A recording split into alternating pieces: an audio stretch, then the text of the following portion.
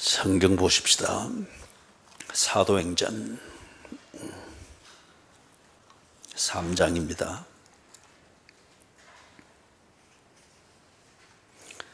사도행전 3장 1절에서부터 10절까지 제가 봉독해 드리겠습니다. 제9시 기도 시간에 베드로와 요한이 성전에 올라갈새 나면서 못 걷게 된 이를 사람들이 메고 오니 이는 성전에 들어가는 사람들에게 구걸하기 위하여 날마다 미문이라 하는 성전 문에 두는 자라.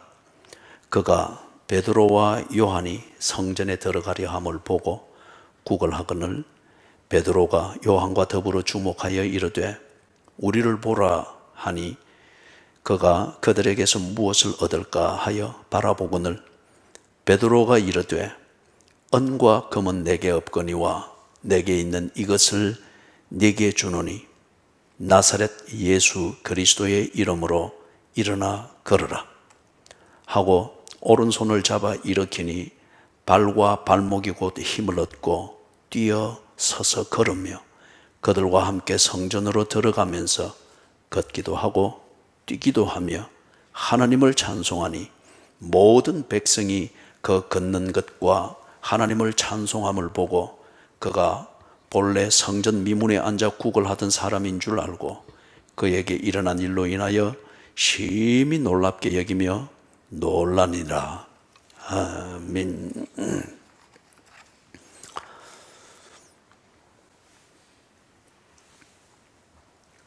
사람들이 교회를 생각하는 게 많이 오도되어져 있습니다. 그리고 사람들이 교회에 대해서 굉장히 화가 나 있습니다.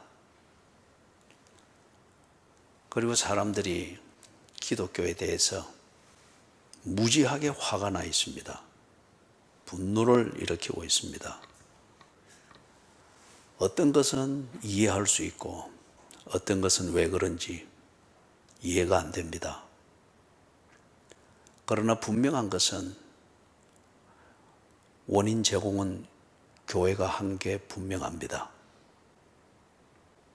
특별히 교회의 지도자들이 성경을 가르치고 신앙생활의 본질이 무엇인가를 가르치고 그리고 교인들을 죄악으로부터 보호해야 될 설교자들과 목양자들이 이 원인을 제공한 게 분명합니다.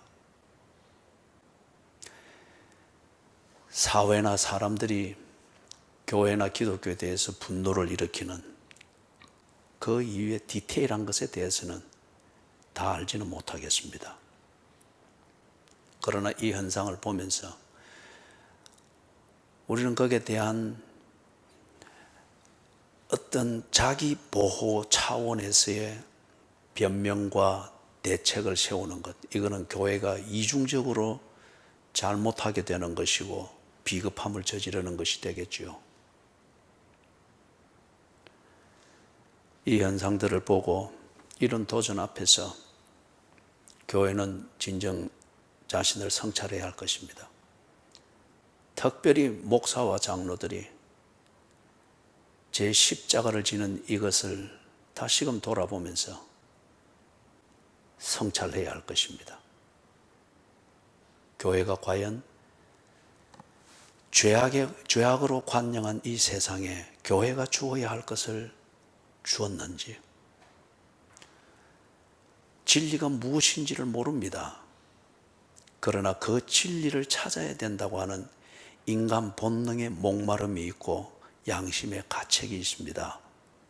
이것을 가지고 이 종교 저 종교 이 철학 저 사상을 두드리다가 교회의 문을 두드릴 때 과연 교회가 그들에게 교회가 믿는 그 진리를 성실하게 소개해 주었는지,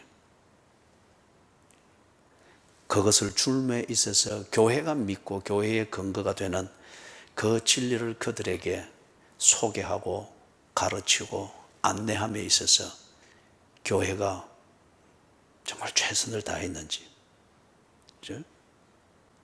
나는 그것을 믿어서 이래 생활하지만은 나와 같은 그 삶의 궤적을 이제 밟아오고 있는 그런 사람을 보았을 때 내가 믿고 있는 이것을 그들에게 최선을 다하여 주지 못한다고 하면은 나는 위선자입니다. 교회가 그리 한다면 교회는 위선자입니다. 종교와 하나님의 자녀라는 이 신분 사이에서 자기 나름대로의 처신을 찾고 있는 외식하는 자입니다. 위선과 외식, 이것으로서 잘 모양새를 갖춘 이 도덕을 종교의 이름으로 써먹는 그것을 가지고 거기에 어떤 희망을 걸 수가 없습니다. 그거는 그 자체가 외식이기 때문에. 왜 이렇게도 절망하는 사람들이 많은지, 좌절하는 사람들이 많은지, OECD 국가 중에서 청소년 자살률 1위가 우리나라이며 노인 인구 중 자살률 제1위가 우리나라입니다. 그래서 종합 통계를 내면은 아마 우리나라가 1위일 겁니다. 단적인 예죠. 절망한 사람에게 교회가 무엇을 주었는지, 교회를 찾는 그 사람들에게, 구도자들에게 교회가 과연 무엇을 주었는지, 주어야 할 것을 주었음에도 불구하고 이 나라가 이렇게 되고 사회가 이렇게 되고 오늘 현대 한국 교회의 내부의 상황이 이렇게밖에 될 수 없는지, 교회가 마땅히 주어야 될 것을 주었음에도 불구하고 이 상황이 계속 설상가상이 되어진다고 하면은 교회가 믿는다고 하는 기독교의 그 진리는 엉터리입니다. 그렇기 때문에 둘 중에 하나입니다. 우리가 엉터리의 진리를 가지고 우리 종교적 집단을 만들기 위해서 신비감을 세워서 써먹고 있든지, 아니면은 교회가 사회에 대해서 찾아오는 구도자에 대해서 마땅히 주어야 할 것을 주지 않는 책임을 다하지 못한 직무유기 때문에 이 현상이 있든지, 그러면은 교회가 처절하게 회개해야 됩니다. 어쩌면은 그게 이 문제, 줘야 할 것을 주지 못해서 좌절하고 절망함이 교회 안팎에서 넘쳐나는 것 같으면은, 그러면은 이것을 줘야 되는 그 1차적인 책임을 맡은 목사들과 설교자들과 신학 교수들이 다 옷을 벗어야 됩니다. 무자격입니다. 그냥 할 일을 하지 아니하면서 편안히 밥 벌어 먹고 사는 그 직업으로 이용해 먹었을 뿐입니다. 오늘 이 말씀을 통해서 우리가 이것을 좀 살펴보기를 원합니다. 전문인으로서 이 책임에 대하여 목사와 장로들과 신학 교수들이 이 책임에 대하여서 그것을 극복할 수 없고 해결해낼 수 없다면 옷을 벗어야 됩니다. 그죠?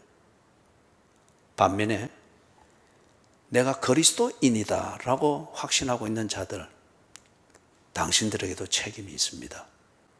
왕 같은 제사장이에요. 거룩한 하나님의 백성이기 때문에. 1절에 보니까 제9시 기도 시간에 베드로와 요한이 성전에 올라갔다고 합니다. 유대인 달력으로 그 시간표에서 9시는 지금 우리의 시간표대로 하면 오후 3시입니다. 그들의 일과의 시작은 우리 시간으로 하면 9시고, 오전 9시, 그리고 일과의 마침은 오후 3시입니다. 예? 그렇기 때문에 이것은 하루 기도 시간 중에서 성전에 모여서 하는 마지막 기도 시간일 수 있겠죠. 자, 여기서 우리가 볼 수 있는 건 이 사람들이 기도 생활이라는 이것은 몸에 배어 있습니다. 습관처럼 되어 있습니다. 그렇기 때문에 그것만 두고 보면 참 기도 많이 하는 민족입니다. 유대교의 가르침이 그랬기 때문에. 그리고 이것은 어무입니다. 기도가 넘쳐납니다. 성전에 올라갔습니다. 우리가 지난 주일에도 보았던 것처럼 이 성전에서 공동체가 기독교인이 생기고 그들이 비록 120명밖에 안 되지만 공동체의 모임이 되면서 이제 성전에서 기도 시간을 지키고 예배를 드리고 제사를 드리고 절기를 지키는 이게 유대교인들과 기독교인들이 함께 모여서 성전에서 예배를 드립니다. 그런데 지금 한 성전 안에 두 가지 다른 신학이 예배를 끌어가고 있습니다. 그리고 영성이 그러합니다. 유대교적 신학과 영성, 그리고 기독교적 신학과 영성, 이 두 가지가 있습니다. 그래서 결국에는 나중에는 얼마 되지 않아서 이 기독교 공동체 이 사람들은 더 이상 성전에서 예배 드리지 아니하고 그들이 따로 모여서 예배를 드립니다. 가정에서 모였겠죠. 그리고 그들이 모일 수 있는 회중이 많아지니 장소를 다시 짓겠죠. 그래 하면서 이런 교회가 후대에 이렇게 기관이 되는 겁니다. 지금 이 단계에서는 한 장소, 성전에서 그리고 예배, 공예배, 회중예배 이것을 따라서 신앙생활을 합니다. 그런데 지금 성전 안에 두 가지 다른 신앙과 영성이 있습니다. 당연히 이 당시에 성전은 유대교적 신학, 유대교적 영성, 그리고 그것에서 만들어지는 성전의 문화와 풍습이 절대적으로 지배하고 있습니다. 그렇기 때문에 예수 그리스도를 통하여서 신학이 새로 정리가 되어지고 신앙을 가지게 되어지고 그것에 근거해서 영성에 대해서 새롭게 눈을 뜬 이 초대 기독교인들은 성전에 갈 때에 여러 가지 면에서 갈등이 일어날 것입니다. 그리고 그런 그들을 보는 절대 다수의 유대교적 그 교인들은 상당히 신경 쓰일 겁니다. 지금 이 갈등이 성전 안에 있습니다. 2절에서 보니까 나면서 못 걷게 된 사람이 있습니다. 이제 이걸 동네 사람들이 이 사람을 메고 온다 하는 걸 보니 전혀 걷지 못하는 심한 장애인인 것 같습니다. 그래서 메고 와서 어디에 둡니까? 성전에 들어가는 사람들에게 구걸하기 위하여 날마다 미문이라는 성전문에 두었다고 합니다. 자, 사랑하는 여러분, 나면서부터 못 걷게 된 이 사람이 예를 들면 이렇습니다. 선천적인 장애를 가졌다고 하는 이 이유 때문에 삶을 포기해야 되는 게 정당할까요? 남들이 가지지 아니하는 것, 다른 말로 말해서 절대 다수의 사람들이 보편적으로 움직이고 활동하는 그 방식대로 내가 할 수 없다고 하는 이걸 보고 우리는 장애인이라고 하잖아요. 장애인이기 때문에 내 인생을 포기하고 절망하고 좌절해야 될 그 이유가 될까요? 이게 당연시 되어지는 사회나 가정이나 단체일 것 같으면 그 사회가 잘못된 겁니다. 그 가정이 잘못된 겁니다. 그 단체 또는 교회가 잘못된 겁니다.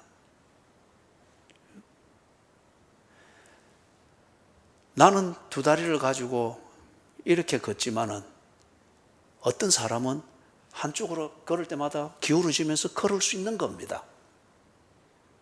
그렇게 걸을 수밖에 없는 신체를 가질 수 있는 겁니다. 그게 조롱의 대상이 되고 그게 기회 박탈의 이유가 되어지고 그게 삶을 그렇기 때문에 절망해야 되는, 그래서 언제나 을의 위치에서 이렇게 걷는 사람들이 뭔가 시혜를 베푸는 것에 의존해서 사는 그런 사회일 것 같으면 그야말로 그 사회 자체가 잘못된 겁니다. 그런데 지금 이 자리에서, 이 시대, 이 사회에서 나면서 못 걷게 된 이 사람은 지금 절망입니다. 절망 가운데 있으면서 하루하루를 연명하는 것은 자기와 다르게 이렇게 걷는 사람들, 그죠? 이렇게 걷는 사람들이 베풀어주는 동정과 시혜, 이것에 의존하여서 연명하고 있습니다. 그런데 왜 비장애인들이 이 장애인을 돕는답시고 이렇게 하는데 왜 성전에 데려가는데 이상합니다. 자기들은 성전 안으로 들어가서 성전 안에서 하는 일을 하는데, 그런데 자기들이 메고 온 이 장애인은 왜 성전 문 앞에 둘까요? 자기들은 성전에 들어가서 예배하기 위하여 들어가고 하나님께 은혜를 구하기 위하여 기도하기 위해 들어가는데 왜 이들이 메고 온 장애인은 성전 문 앞에 두고 구걸하도록 둘까요? 그들은 하나님의 은혜를 구하기 위해서 성전 안으로 들어가는데 왜 그들이 메고 온 이 장애인은 성전 문 앞에 두면서 사람의 동정과 시혜를 구하도록 그렇게 둘까요?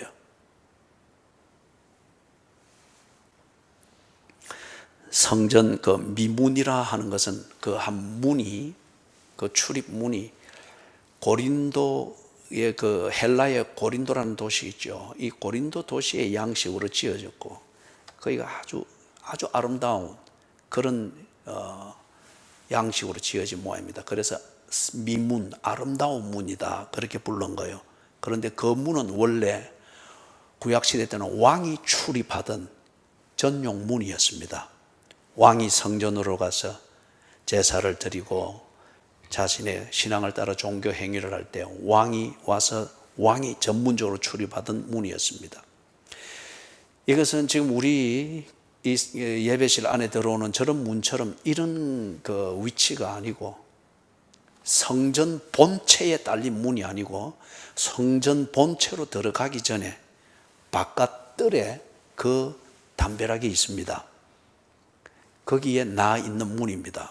그래서 성전 뜰로 들어와서 성전 본체의 건물로 들어가기 위하여서 바깥에 담장들이 있는데 이 담장에 먼저 들어와야 됩니다. 그 출입문이 약 한 11개 정도 된답니다.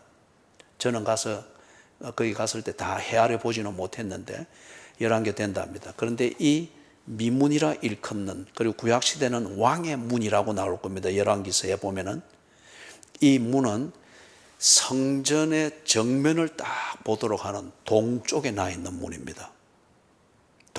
동쪽은 해가 뜨는 곳이라 해서 성막을 지을 때도 그렇고 성전을 지을 때도 그렇고 언제나 제단은, 그리고 정면의 출입문은 동쪽을 향하도록 되어 있습니다. 그렇기 때문에 이 미문이라고 하는 것, 구약시대 때에 왕의 문이라 부르던 이것은 성전 본체에 들어가기에 있어서 가장 가까운 거리에 있는 게 분명하고, 두 번째, 이 미문이라 일컫는 이 출입문을 사람들이 가장 많이 사용했고 출입이 가장 많은 곳임을 짐작할 수 있습니다. 그래서 여기에 두었습니다. 왜 그렇죠? 구걸하기에 많은 사람들이 다니면, 출입을 하면 구걸할 수 있는 기회가, 확률은 더 높기 때문에. 이 장애인을 메고 온 사람들은 하나님께 기도하고 또 자기들이 예배드리고, 그래서 사람에게 보이기 위함이든 예배하는 목적을 충실히 하기 위함이든 그것에 좋은 자리, 집중하기에 좋은 자리, 그렇게 자리를 정해서 앉겠죠. 그런데 이 사람들이 메고 온 이 장애인에게 자리를 배정해 주는 것은 구걸하기에 좋은 자리, 일말의 동정심으로 객기를 부를 수 있는 사람들의 한눈에 좀 띄기에 좋은 자리, 그렇게 배정을 해 주었습니다. 그들이 성전에서 예배를 드리고 기도를 하고 이렇게 제9시 기도 시간을 지키면서 이렇게 할 정도로 할 것 같으면 유대교적 신학과 신앙으로 그들이 중심은 어떤지 모르지만 일단 몸에는 딱 배어 있습니다. 종교적 분위기가 물씬 납니다. 그런데 이들이 이 불쌍한 사람에게 주는 것은 무엇입니까? 인간의 동정심입니다. 사는 법을 가르쳐 준 것은 무엇입니까? 구걸입니다. 이 나면서부터 안전병이 된 자가 우르르 봐야 될 그 대상은 어떻게 누구를 가르쳐 줍니까? 구걸을 해줄 가능성이 있는 사람들을 하나님처럼 믿도록 만들었습니다. 성전에서 이렇게 주어서 되겠습니까? 그들은 하나님을 찾고 하나님의 은혜를 구하고 그것에 합당한 시간을 지키고 생활의 패턴을 잡으려고 합니다. 그런 그들이 자기와 똑같은 사람이 돼 자기와 다르게 걷고 활동하는 이 사람에게 주는 것은 뭡니까? 하나님을 못 보게 만듭니다. 하나님을 구하는 삶을 가르쳐 주지 않았습니다.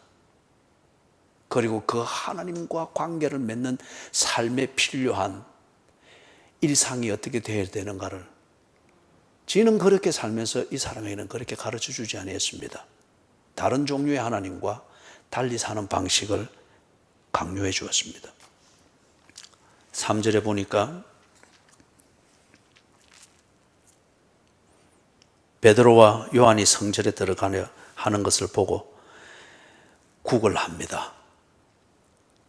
4절에서 베드로가 요한과 더불어 주목하여 이르되 우리를 보라.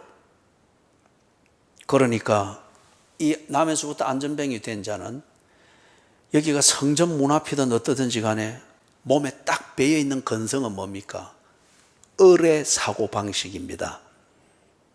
언제나 자기가 갑을 스스로 인정하고 만들어야 어린 지가 갑의 동정심으로라도 먹고 살 수 있기 때문에. 여러분 잘 생각을 해 보십시오. 하나님이 계시고 그 은혜를 베푸는 자리라 믿어서 만들고 그것 중심으로 신앙생활하는 이게 몸에 배이도록 이렇게 되어 있는 그런 사람들이 생활하는 곳인 성전입니다. 그런데 그 중에 어떤 사람은 보니까 성전임에도 불구하고 갑과 을의 관계라는 이 고정관념에서 어린 자기 자신이 살아남는 이 방식에 대해서, 그죠? 이게 그의 구도 행위의 전부가 되고 있는 것을 봅니다. 성전의 그 그림으로 치고는 너무 어울리지 않는 그림입니다. 너무 모순된 것입니다. 베드로가 4절에 베드로가 요한과 더불어 주목하여 이르되 우리를 보라. 그러니 5절에서 이 사람이 선택권이 없습니다. 그가 그들에게서 무엇을 얻을까 하여 바라보는 것은 무엇을 얻을까 하여. 그런데 여러분 여기서 만약에 베드로와 요한이 자기가 말하는 대로 움직일 수밖에 없는 이 나면서부터 안전병이 된 이 사람에게 뭔가를 주기는 주겠죠. 주는 그것을 통해서 이 안전병이를 어떻게 만들고자 하는가? 정말 나의 을로 만들고자 한다. 그러면 교주가 될 겁니다. 이만희가 될 겁니다. 박태선이 될 겁니다. 그죠? 그러나 베드로와 요한이 주는 것이 성전에서 주어야 되는 이것을 준다고 하면은, 다시 말해서 성전의 본질인 하나님의 임재, 성전이 공급해 주는 하나님의 은혜, 그리고 성전이 훈련시키고 가르치는 하나님과의 관계 안에서 하나님의 자녀로서 생각하고 판단하고 사는 이 방식을 가르치는 이게 베드로와 요한이 주고자 하는 것일 것 같으면 이 사람은 그것을 받자마자 베드로와 요한에 대해서 구속되어지는 이 을의 사고방식은 그대로 버려버리고 하나님께 예속이 되어지겠죠. 그렇기 때문에 4절은 아주 중요한 모멘텀입니다.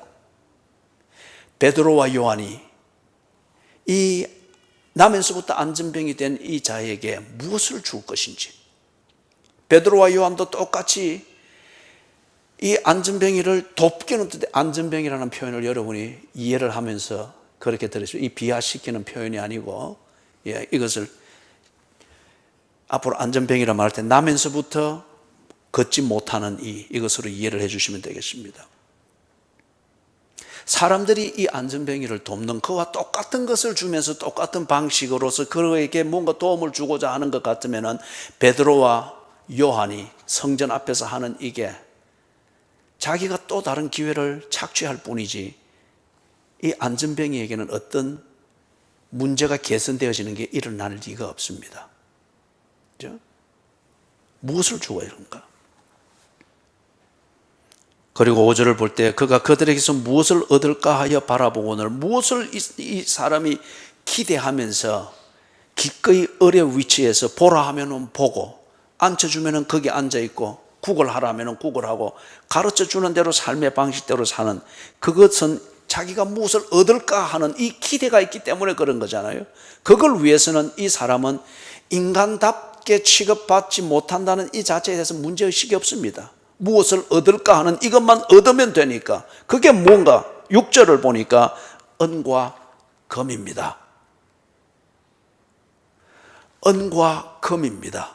많으면 좋겠고 적더라도 은과 금이 자기에게 지금 자기가 구하는 것이지 이 나면서부터 걷지 못하는 이 사람은 하나님, 예배, 기도, 하나님과의 관계 안에서 내가 살며 내 삶의 몸부림을 치며 그럴 때 하나님이 나를 인도하신다.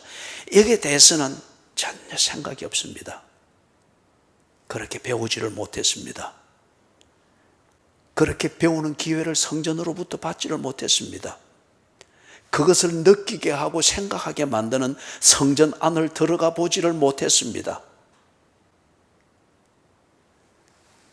단지 자기가 배운 대로 그리고 자기가 구하는 것이 무엇이 되어야 하는 것을 주입된 대로 그리고 그것을 이루는 좋은 기회가 성전이지 그 성전에서 뭔가 하나님을 만나고 어떻게 이것은 자기가 가지고 있는 성전의 개념이 아닙니다. 은과 금입니다.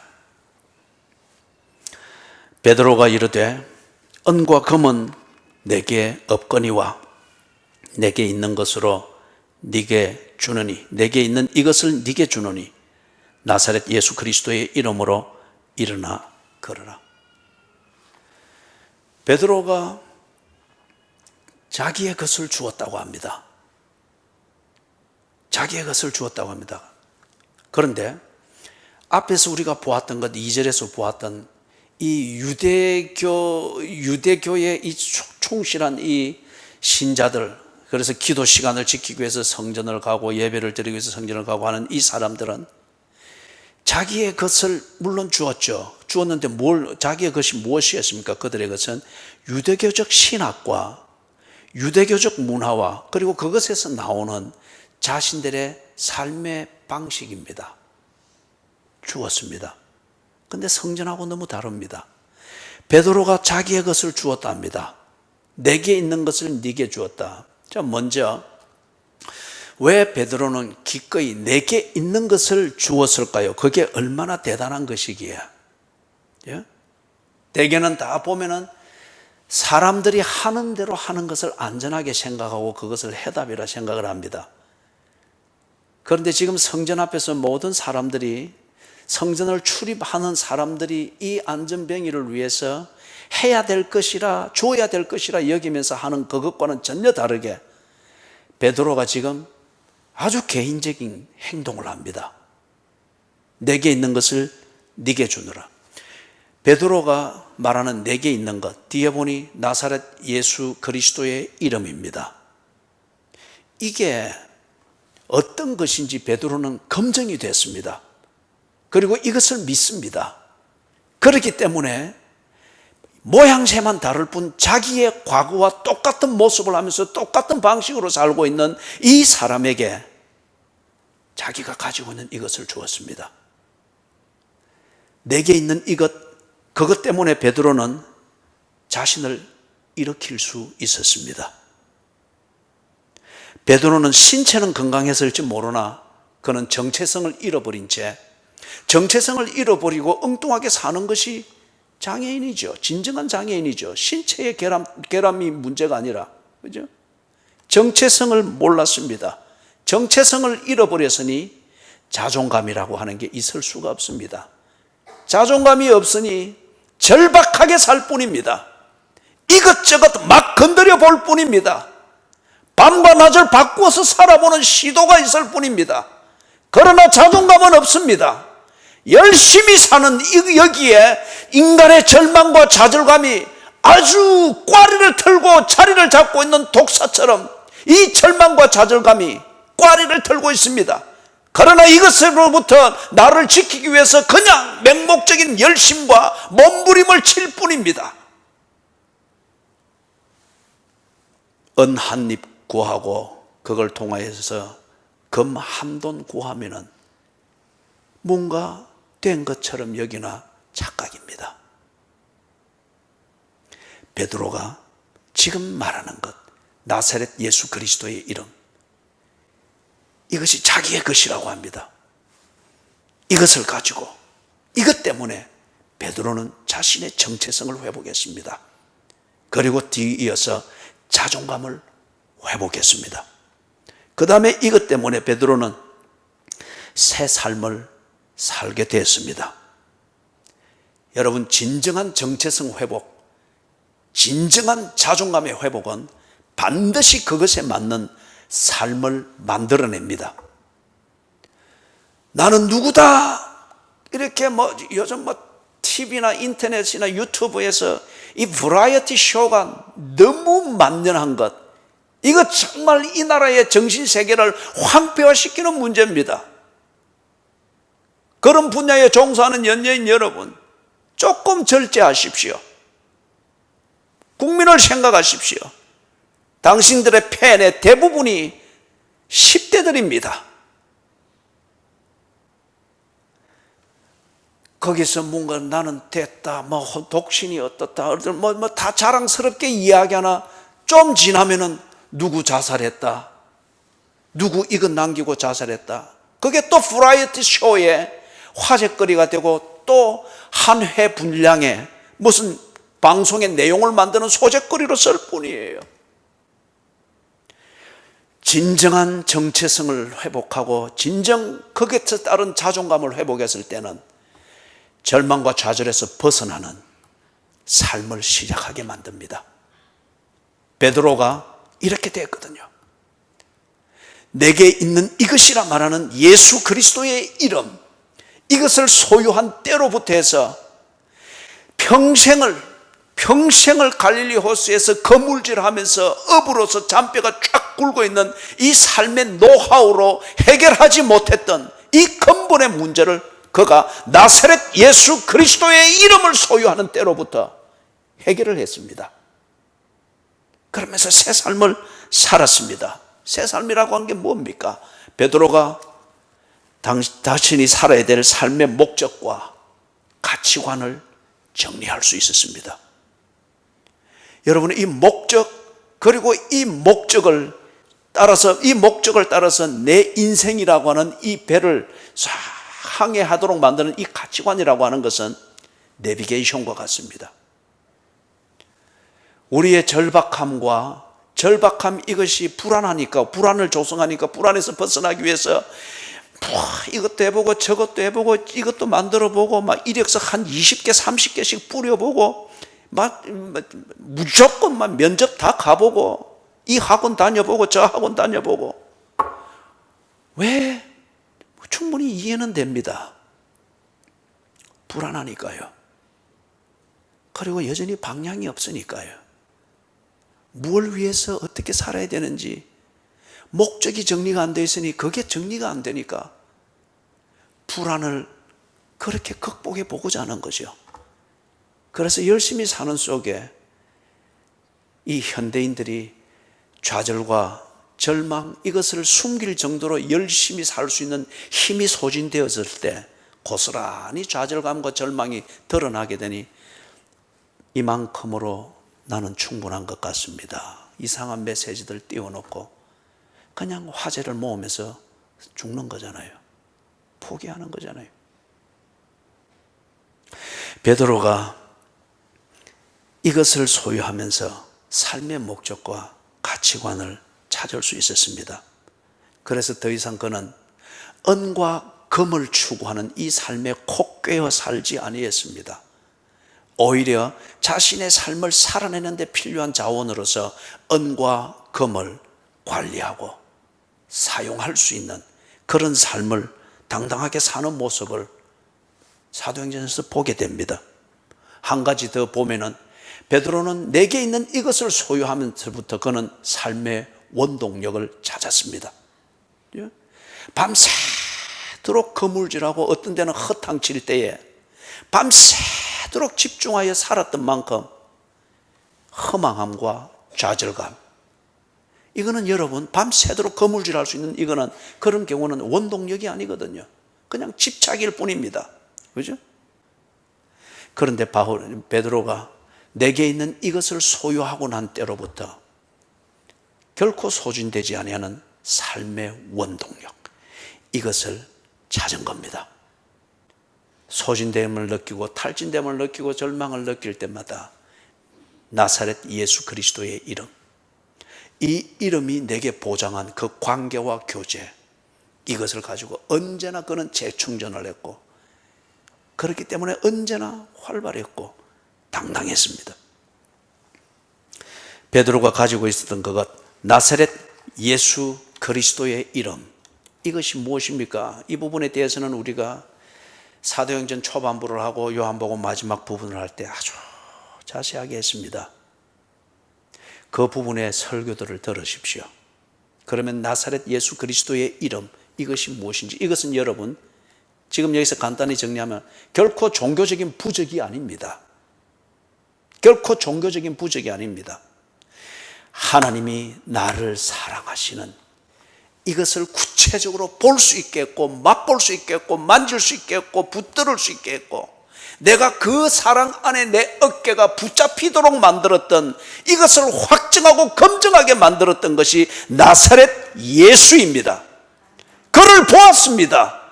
그를 들었습니다. 그와 대화했습니다. 그리고 그분이 내 삶을 만지는 것을 보았습니다. 밤새도록 은과 금을 추구하기 위해서 밤새도록 수고하였으나 은과 금은 나를 배신하여서 좌절과 실망에 빠져있는 새벽에 있을 때에 나사렛 예수가 찾아오셨습니다. 은과 금으로 해결할 수 없는 그것을 그분이 해결해 주는 것을 베드로가 경험했습니다. 그리고 기꺼이 그분 앞에 무릎을 꿇고 나는 죄인이로소이다, 나를 떠나소서. 삶 가운데 계시면서 베드로가 알 수 없고 컨트롤할 수 없는 베드로의 일상의 삶을 그분이 방향을 잡아주시고 그 방향대로 추진해 갈 수 있는 동력을 언제나 공급해 주시는 것을 베드로가 경험했습니다. 이게 베드로에게 있는 것, 나사렛 예수 그리스도의 이름, 이것을 믿는 믿음입니다.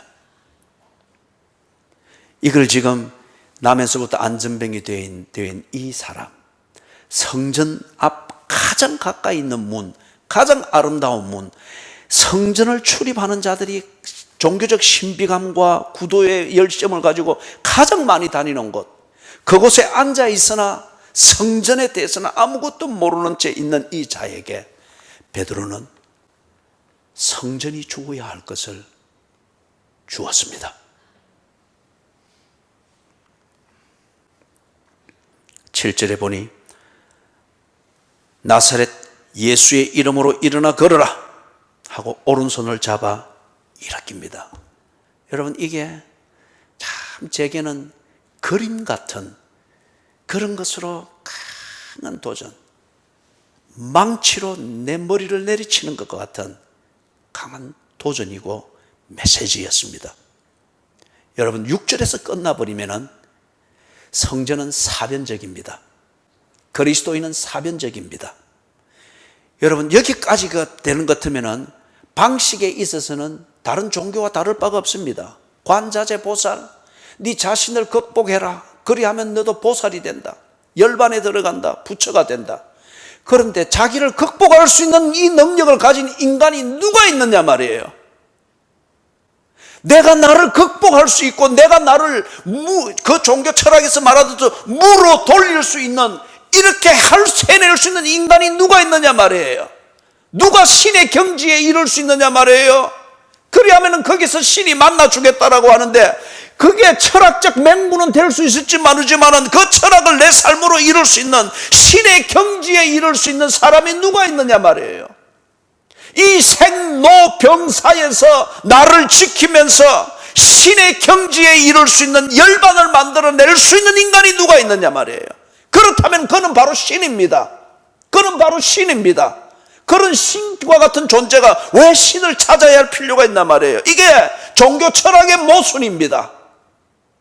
다른 한편 인간의 한계를 드러나게 보여주는 하나의 그런 모순된 종교 철학의 이론이죠. 예수 믿으시오. 예수가 당신을 구원합니다. 그러나 성전에 들어오지 못하게 만들거나 성전에 들어오고 찾아오고 그래서 준비가 돼 있으면은 내가 나사렛 예수 그리스도의 이름으로 일어나 걸어라 해주겠다. 오늘 어쩌면은 자본주의 이 사고방식으로 교회를 키워왔고 교회를 운영하는 것에 지난 한 30년 동안 한국 교회가 그렇게 몰입되어져 가면서 양으로서 대형 교회를 말하고 그것으로서 영향력을 만들려고 했던 이 한국 교회가 바로 이 짓을 했다는 거예요. 찾아다니지 않았습니다. 복음의 원령을 가지고 찾아다니지 않았습니다. 예수는 오른손을 잡아 일으키셨습니다. 가르치고 전파하고 고치셨습니다. 그렇기 때문에 오른손을 잡아줘야 될 사람들, 그 현장을 찾아갔고 그 사람들을 만났고 그래서 매를 맞았고 모욕을 당했고, 어느 때부턴가 이 한국의 교회가 모여있는 사람들에게 거기서 그들이 좋아하는 매끄러운 논리로 어떻게 듣기 좋은 자기 개발의 그 어떤 이론들을 종교의 이름으로 신학의 양념을 붙여서 신비감을 만들면서 그렇게 하는 성전 안에 유희만 되어버린 거예요. 저도 그렇지만은 오늘날 이 목사들이 오른손을 잡아 일으키는 이 현장을 찾아다니지 않습니다. 안전병이 되어 있는 자들을 찾아가지 않습니다. 도전하지 않습니다. 캠퍼스가 텅텅 온갖 것으로 젊은이들이 꽉 차 있으나 거기에 오른손을 잡아 일으키려는 이 신학적 통찰력을 가지고 그들의 오른손을 잡기 위해서 사상의 전쟁을 하고 문화의 전쟁을 하기 위해서 찾아 나서는 베드로와 요한과 같은 이 목사들이 없다는 거예요. 오늘날 그리스도인들이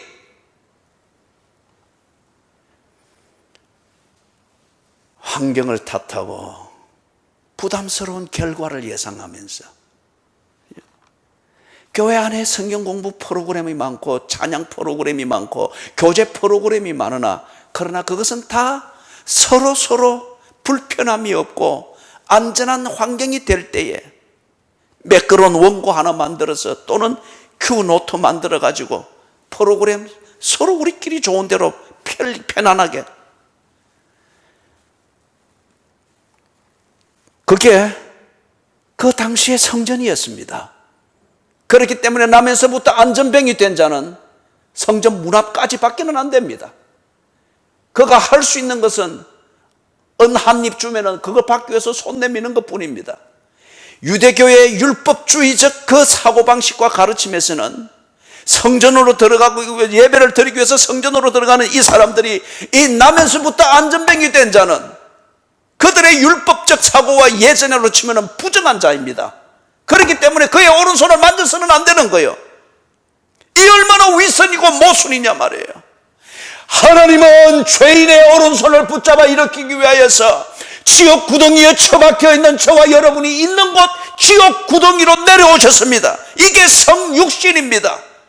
그리고 우리의 오른손을 잡아 일으키기 위하여서 내가 처해 있는 상황이지만 내 스스로 알지 못하는 병신 같은 죄인 나를 위하여서 당신이 십자가 위에 올라가신 겁니다. 오른손을 잡아 일으킨 겁니다. 그런데 이 유대교의 율법에 의하면은 자기와 다른 자들, 사회의 절대 다수가 살아가는 그 방식과 다르게 살 수밖에 없는 자들은 부정한 자입니다. 그렇기 때문에 성전에 들어가서 기도하고 예배하고 제사 드리러 들어가는 자들이 그런 자를 만져서는 안 되는 거예요.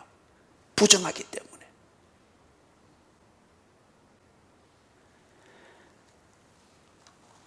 오늘날 한국교회가, 아니 한국교회라는 거창한 말을 쓰기 전에 저같이 못난 목사던데, 아니면 여러분들일지도, 여러분들 같을지 모르죠. 내 자신의 기준에서 나를 거룩하게 관리하고 소위 말해서 예배 드리고 기도하러 가는데 은혜 받는데 방해되지 않기 위해서, 그죠? 거추장스럽게 여기면서 주어야 할 것을 주지 아니하고 오른손을 잡아 일으키는 이것을 늘 거부하는 당연한 이유로 삼으면서 교회 안에서 모여있는 사람들에게, 분위기가 된 자들에게 거기서 설교 한 편을 전하고 성경 공부를 하고 교제를 하고 무슨 행사를 하고 찬양 프로그램을 하는 이 리사이트를 하는 것밖에 더 되느냐 이거예요. 내게 있는 것이 나사렛 예수 그리스도의 이름이면은 이것은 오른손을 잡아 일으킴으로써 주어야 됩니다. 예수가 그리했기 때문에, 예수가 그리했기 때문에 그 예수를 내가 가지고 있으면서 나는 유대교적 신학을 따라서 부정하니까, 위험하니까 내게 찾아오면은 해주겠다. 성전이 주어야 될 것을 주지 아니하면서 가로막았던 이유입니다. 그런데 베드로가 예수를 소유하고 난 뒤 그는 유대교적 사고방식과 신학과 영생으로 벗어났습니다. 내가 소유한 것, 유대교적 율법이나 신학이 아니라 예수 그리스도, 죄인을 구원하기 위하여 찾아오신 분, 죄인을 구원하기 위하여 찾아다니신 분, 죄인을 구원하기 위하여 죄인처럼 되셔서 그들이 먹는 것을 함께 먹었었던 분, 죄인을 구원하기 위하여서 죄인에게 던져지는 모욕과 멸시와 돌질과 십자가를 기꺼이 당하신 분, 이것을 소유했기 때문에 베드로 또한 지금 그렇게 하고 있습니다. 오른손을 잡아 일으켰습니다. 그러니까 발과 발목이 곧 힘을 얻고 뛰어서서 걸으며 그들과 함께 성전으로 들어가면서 걷기도 하고 뛰기도 하며 하나님을 찬송하니, 성전 안에서 이루어져야 될 일을 드디어 이 사람이 자기의 것으로서 누리고 있습니다. 그리고 베드로가 예수 그리스도를 소유하면서 자신의 삶의 전반에서 일어났던 변화처럼 베드로를 통하여서 나사렛 예수 그리스도의 이름을 소유하게 된 이 나면서부터 걷지 못하는 이 사람도 이제 드디어 자신의 정체성을 찾았습니다. 그리고 자존감을 회복합니다. 자존감을 회복한 증거가 지 스스로 걸으며 지 목적지를 향해서 지 힘으로 걸어가고 있습니다. 뛰고 있습니다. 그리고 목적을 보면서 확인하면서 지 삶을 즐깁니다. 하나님을 찬미합니다. 성전 안에 있습니다. 절망에서, 좌절해서 진정한 회복을 보면서 자신의 삶을 살고 있는 걸 봅니다. 중요한 것은 뭡니까? 베드로가 그리했던 것처럼 나사렛 예수 그리스도의 이름을 소유하는 것과 함께 이 사람이 하나님과의 관계, 가장 근본적인 것, 하나님과의 관계를 알고 그 안에서 자신의 정체성을 찾았다는 겁니다. 자, 그러니 하나님을 찬송하니 9절 10절에서 보니까 이 모든 광경을 지켜본 사람들이 놀랍니다.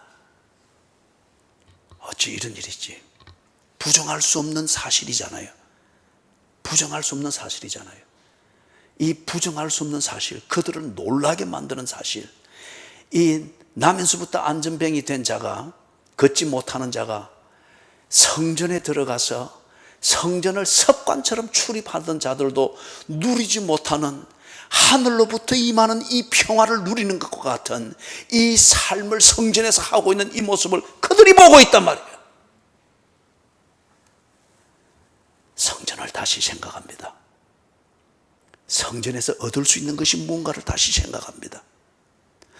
성전에서 주어야 될 것이 무엇인가를 다시 생각합니다. 왜 성전이 있어야 되는가를 그들이 다시 생각합니다. 그들이 성전을 가야 될, 그리고 성전에서 무엇을 해야 될 그 이유를 다시 생각합니다. 나면서 걷지 못하는 자와 같은 이 사람들, 그들에게 그들이 유대교의 신학과 전통을 주고 그것이 아니라 무엇을 줘야 하는지, 하나님을 믿는 백성으로서 나와 같지 아니하는 사람들, 그렇기 때문에 절망하고 좌절한, 어떤 면에서 그 절망과 좌절은 그 절대 다수가 형성하고 있는 그 사회와 다르다고 하는 것에서 가지는 절대적인 그 절망과 좌절이죠. 상대적인 절망과 좌절이잖아요. 그런 자들에게 하나님을 믿는 우리가 주어야 될 것이 무엇인가? 그것은 은이 아니고 금이 아니고, 그것을 필요한 자원으로 쓸 수 있게 만드는 보다 선행된 것, 하나님과의 관계 안에서 자신의 정체성을 찾고, 그리고 자존감을 회복하고 결코 쇠하지 아니하는 그 원동력, 이것을 얻게 하는, 그것을 주어야 되는 것임을 그들이 다시 생각하게 되는 겁니다. 말씀을 정리합니다. 왜 한국의 교회가 이렇게 욕을 먹고 있을까요? 이것에 대해서 우리가 정치권의 다른 한쪽에 서가지고 이것에 대해서 뭔가를 자기 방어를 하려고 하고, 그것처럼 초라한 게 없죠.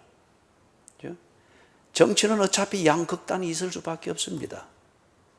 이 극단은 다른 극단에 대하여서 언제나 공격을 하고 이렇게 하면서 해겔의 번진 것처럼 그걸 통하여서 이 나라에 필요한 어떤 정치적 결단들이 만들어지게 되는 것, 정치공학입니다.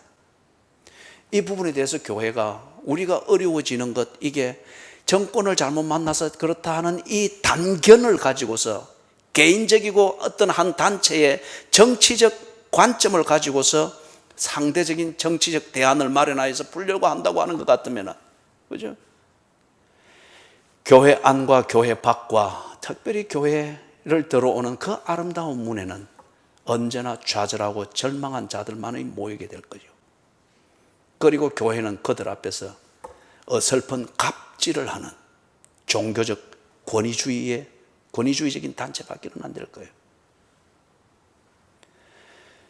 교회에 대하여서, 기독교에 대하여서, 예수를 믿는다는 당신에 대해서 화가 나 있고 분노하고 욕과 저주를 퍼붓고 있는 세상의 소리들, 그들의 소리를 한편 귀담아 들으면서, 귀담아 들어야 될 이유는 그 소리 속에 묻어있는 그들의 좌절을 느끼고 그들의 절망감을 느껴야 합니다.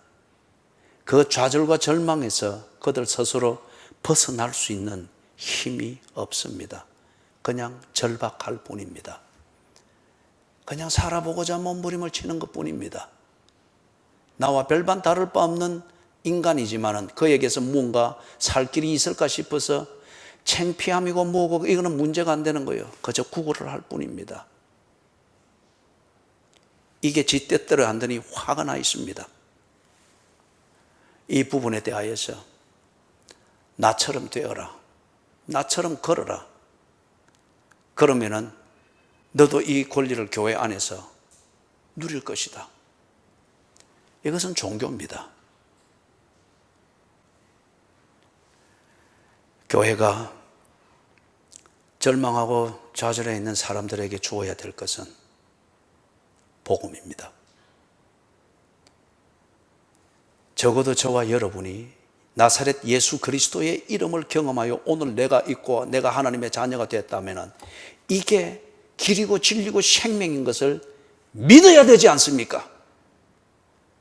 이걸 믿지 못하고 이것에 근거해서 오늘 좌절하고 절망한 이 사회와 사람들에게 이것으로 다가가지 못한다고 하면은 그거는 분명한 증거입니다. 내가 그것을 믿지 않고 있다는 겁니다. 나를 합리화하고 나를 보호하는 수단으로서, 종교적 수단으로서 내가 그것을 부적처럼 사용하고 있을 뿐인 거예요. 이 성전을 미문을 통해서 떠나들고 있는, 그래서 제9시 기도 시간을 지키는 종교적으로 신비하고 성실하게 보이나 전혀 무엇을 믿는가가 없는 이 유대 교인들과 다를 바가 없다는 거예요. 오늘 왜 예수를 믿는다고 하는 부모가 있는 가정에 나면서부터 걷지 못하는 자와 같은 자식들이 그래서 가정을 모순되게 만들까요? 왜 오늘 한국 교회 안에 매끄러운 설교도 있고 설교가 넘쳐나고 성경 공부도 넘쳐나고 많이 배우고 많이 읽고 많이 고민하고 하는 목사들도 넘쳐납니다. 그럼에도 불구하고 왜 한국 교회 안에, 이 표현이 좀 죄송합니다만은, 왜 종교적인 구걸에 집착하고 있는 종교꾼들이 많을까요? 그래서 저 교회 안의 분위기는 우리끼리 좋자고 하는, 거기에 도전도 없고 반성도 없고 희망도 없고 제세준도 없고, 예배를 드리러 왔으면 찔림이 있어야죠. 도둑놈이 왔으면 지옥의 불을 보는 것 같은 두려움이 있어야죠. 가정을 깨뜨리고 있는 자들이 있다고 하면 그것을 행복으로 삼으면서 양심의 가책을 무마하기 위해서 교회에 들어왔다고 하면 지옥불을 보고 가야지요. 그리고 그것으로부터 사는 길이 무엇인가 하는 예수 그리스도의 그 이름, 그 이름을 보면서 진정한 그 길을 듣고 보고 가야죠. 그렇죠? 그래서 절망과 좌절에서 일어나서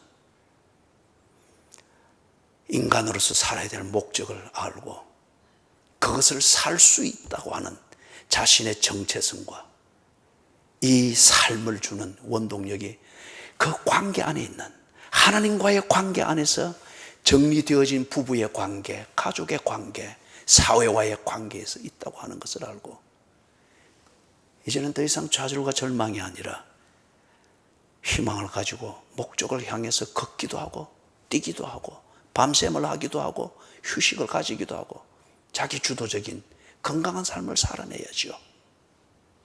이렇게 할 수 있는 것, 은과 금이 아니라, 은과 금은 은행에서 주면 되고 건강한 몸은 병원에서 주면 되고 즐겁고 재밌는 삶은 문화권에서 주면 되고, 이 모든 것을 자기의 목적에 맞게 자존감을 가지고 살 수 있도록 만들어주는 그 근본, 그 진리와 길과 생명은 교회에서 줘야 됩니다. 이걸 위하여서 이번 특세를 통해서 제게 준 하나님의 큰 도전은 이것과 함께 오른손을 잡아 일으키니 여러분 움직여야 됩니다. 사람을 찾아 나서야 됩니다. 지옥 같은 현장으로 들어가야 됩니다. 저도 청년 때에는 이런 불이 있어가지고 좀 절제되지 못했던 그것인지 모르나 그때는 저 부산진 거기에 장려촌이 있었습니다.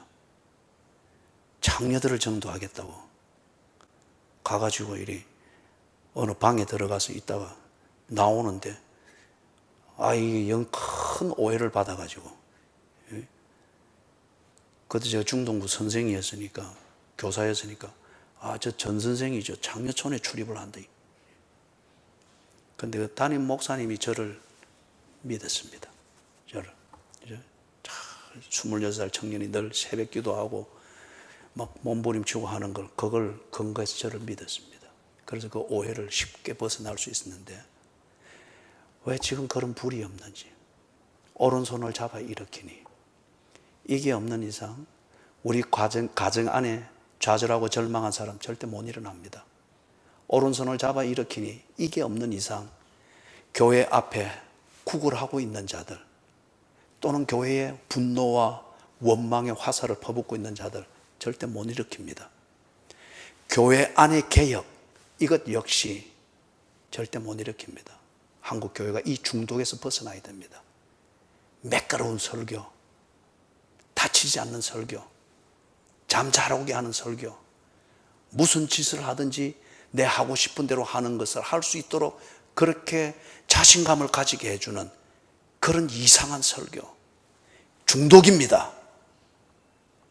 이것은 오른손을 잡아 일으킬 필요가 없거든요. 다 이거는 안목 간의 거래이기 때문에, 그죠? 그렇게 해서 목사는 먹고 살고 평안하게 있다가 그렇게 표피적인 환영 받으면서 노후 대책 가지면서 은퇴하는 거고, 교인들은 전혀 다치지 아니하면서, 그죠?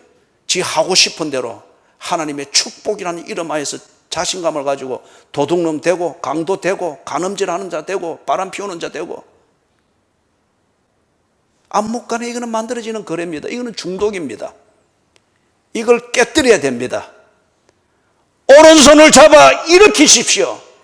움직이지 않는 자는 거짓된 교인입니다. 찾아가지 않는 자는 거짓된 교인입니다.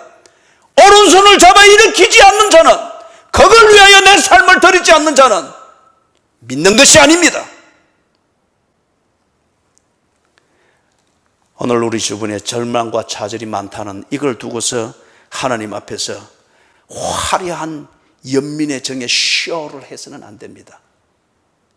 그 절망과 좌절의 원인은 첫째, 내가 그리스도인으로 주어야 될 것을 주지 않았기 때문입니다.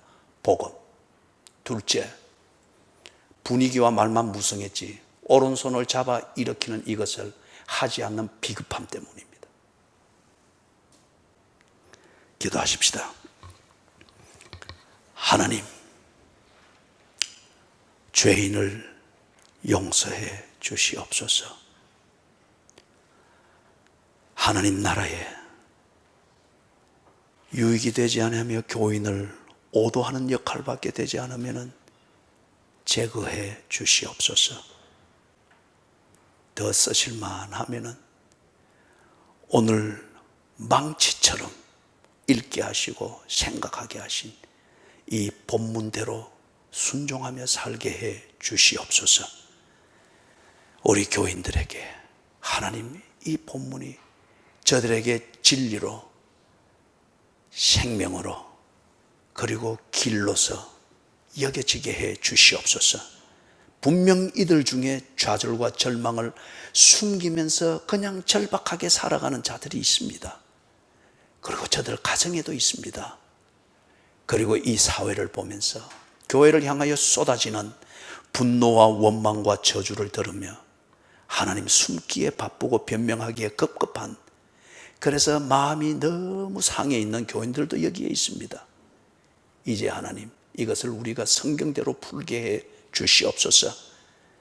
내 자신으로부터 시작하여 가정과 사회에서 좌절과 절망한 자들을 일으키는 이 일들이 일어나게 해 주시옵소서. 예수 그리스도의 이름으로 간절히 기도드리옵나이다. 아멘.